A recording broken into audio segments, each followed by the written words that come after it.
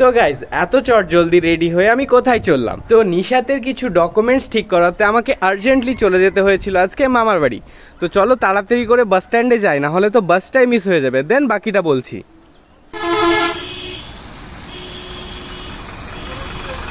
তো ফাইনালি বাস স্ট্যান্ডে পৌঁছে যাওয়ার পর বাসও চলে আসলো সঙ্গে সঙ্গে, তো বাসে উঠে পড়লাম। তো যেটা বলছিলাম, আসলে নিশাতের বার্থ সার্টিফিকেটটাকে ডিজিটাল করাতে হবে, বিকজ ডিজিটাল ইন্ডিয়াতে এগুলো অনেক বেশি দরকার।